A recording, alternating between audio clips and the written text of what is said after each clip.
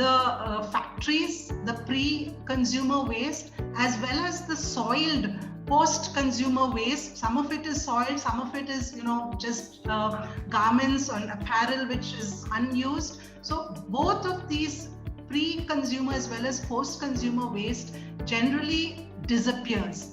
And we see that people don't really put in any attention and ask questions as to where it disappears.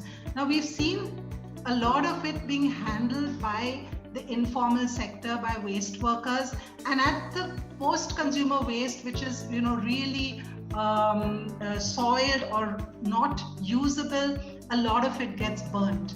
But even at factory pre-consumer level, we've seen the exactly like what has been discussed before, people being forced to take it in the name of a livelihood.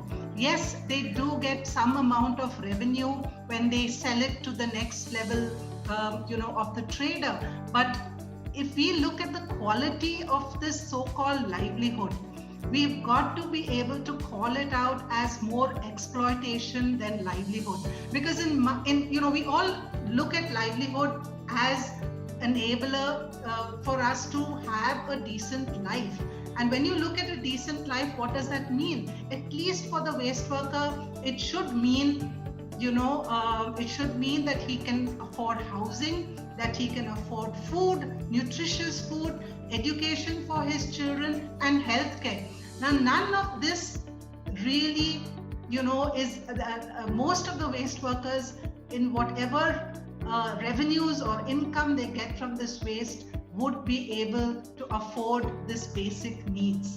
Yeah, you saw some of the pictures that have been scrolling through, and we've seen that most of them cannot afford this, and this is the tragedy of it all, because we constantly keep hearing from industry, we constantly keep hearing even from consumers that we're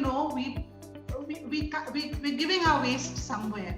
Now, I think it is important, like plastic and the other waste streams, that we now start to bring policy so that there is visibility and monitoring of what happens to this waste. In plastic and even in electronic waste, we have the extended producer responsibility policies, and even in these policies, the waste worker is not given that kind of importance so that his well-being is taken into account. So when we develop this policy now for textile waste, we would like it to be an inclusive policy where the monitoring of well-being of people working with waste should also be taken into account. And maybe over a period of time, we could kind of discuss even in this panel, what do we mean by formalizing the informal sector?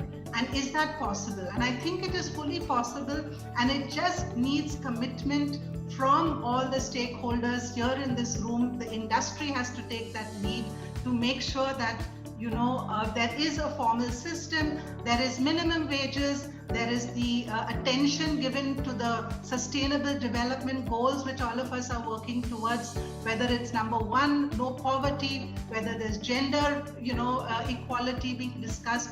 All that is possible, but we need to put that in place as quickly as possible, because I think we've talked enough.